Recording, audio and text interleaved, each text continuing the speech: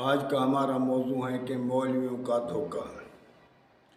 اسلام میں جتنا مولوی، پیر، مشائخ، بزرگوں نے اسلام میں دھوکہ دیا ہے اتنا کسی اور نے نہیں دیا ہے۔ یہ شروع سے دستور چلا آیا جس کا ذکر اللہ پاک نے اپنے مقدس کلام میں کیا ہے۔ سورۃ توبہ 10واں سپارہ آیت نمبر 34۔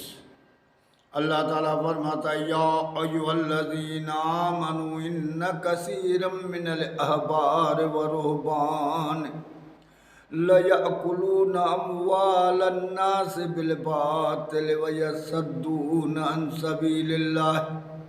اے ایمان والو ہوشیار ہو جاؤ۔ تمام زیادہ کثیر جو ہوتے ہیں نا یہ علم والے، عالم، پیر، صوفی، یہ جو ہے لوگوں کا مال کھا جاتے ہیں دھوکے کے وجہ سے، اور لوگوں کو اللہ کے راہ سے بھی روکتے ہیں۔ تو جب ہم ہوشیار ہو جائیں گے، اس کو سمجھنے کی کوشش کریں گے کہ یہ کیسے دھوکہ دیتے ہیں۔ دیکھو نا، ہم دکان تو کھولتے ہیں لیکن اس دکان کا جب تک ہمیں پتہ نہیں ہوگا تو کیسے چلائے گی؟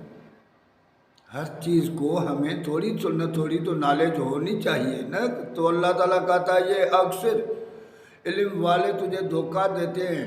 اگر دھوکہ نہیں دیتے تو اتنا تھوڑا سا سمجھ لو، اگر دھوکہ نہیں دیتے تو اس سرزمین پر آج عدل ہوتا، انصاف ہوتا اور سارے بھائی بھائی بن جاتے۔ پہلا جو دھوکہ دیا ہے وہ فرقے واریت، کیونکہ فرقہ، ٹولہ، جماعت تب بنائی جاتی ہے جب کسی طاقت والے کا ہاتھ ہوتا ہے، وہ طاقت والے کے حکم کے مطابق یہ چیزیں بناتے ہیں۔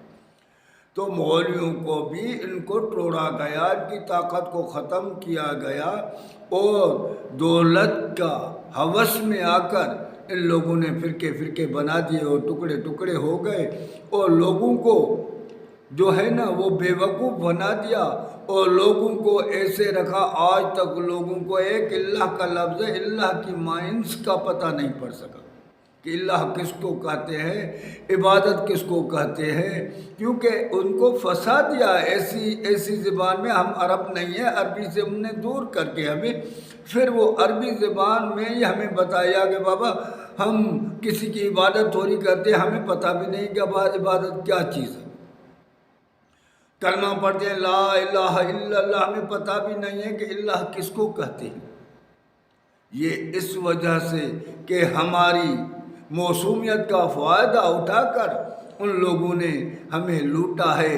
تو اللہ نے بالکل حق فرمایا ہے کہ اے انسانوں، ایمان والو، اے مسلمانوں، ہوشیار ہو جاؤ، سجاگ ہو جاؤ۔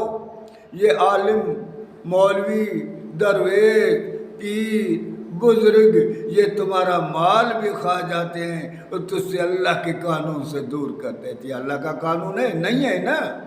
ہم آپ اندازہ کریں کہ اگر یہ حق ہوتے، سچ ہوتے تو یہاں چور کا ہاتھ کاٹا جاتا، زانی کو سنسار کیا جاتا، شرابی کو کوڑے لگایا جاتا۔ یہ سارے عام ہو رہی ہیں۔ اس کا مقصد یہ ہوا کہ یہ دھوکہ دے رہے ہیں، ہمارا مال کھا جاتے ہیں۔